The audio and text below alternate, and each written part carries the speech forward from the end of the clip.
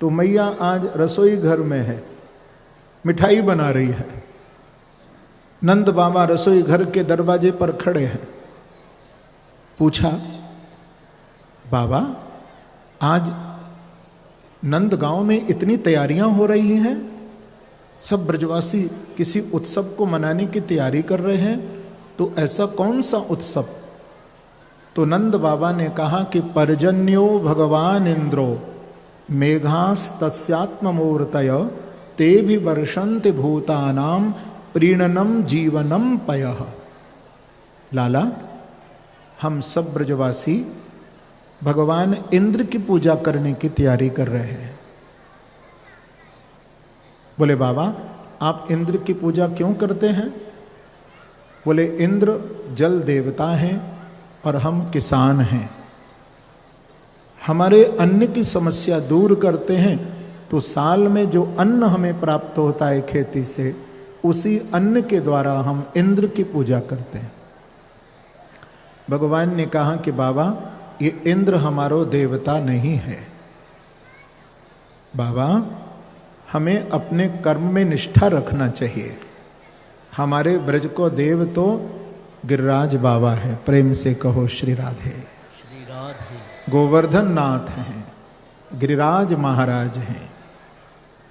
देखिए गिरिराज जी की कथाएं तो बहुत हैं, लेकिन एक छोटी सी कथा जो कि मेरे बालाजी से जुड़ी हुई है वो आप सुनिए, फिर हम उस पवित्र महोत्सव में प्रवेश करें। हनुमान जी से जुड़ी है एक कथा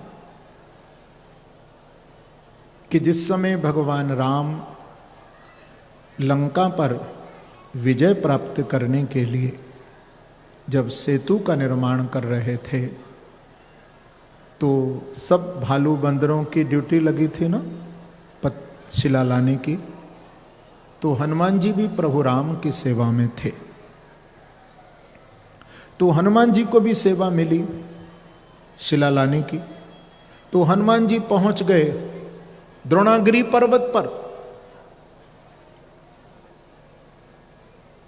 और द्रोणागिरी पर्वत के ही पुत्र हैं गिरिराज। द्रोणागिरी पर्वत के बेटा हैं।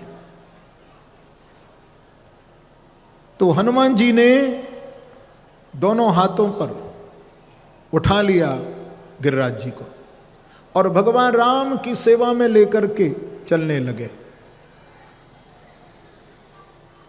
जब ब्रज में पहुंचे तो वहां से सूचना मिली कि सेतु का निर्माण हो चुका है, कार्य पूर्ण हो गया, अब हमें शिलाओं की आवश्यकता नहीं है। तो हनुमान जी ने गिरिराज जी को ब्रज में रख दिया। तो गिरिराज जी की आंखों से आंसू बहने लगे, रोने लगे। गिरिराज जी की आंखों में आंसू देख करके प्रभु राम ने वहां से संदेश भेजा कि गिरिराज, मेरे में और आप में कोई भेद नहीं, हम अभेद हैं। मैं जानता हूं कि इस राम अवतार में मैं आपकी सेवा नहीं ले पाया, कोई बात नहीं गिरिराज, आप तो मेरा ही स्वरूप हैं। लेकिन जब मैं राम बनकर, जब कृष्ण बन कर के आऊँगा, अवतार लूँगा, तो मैं इस ब्रज में आपकी पूजा भी कराऊंगा हे गिरिराज, और अपने हस्त कमल पर आपको धारण भी करूंगा।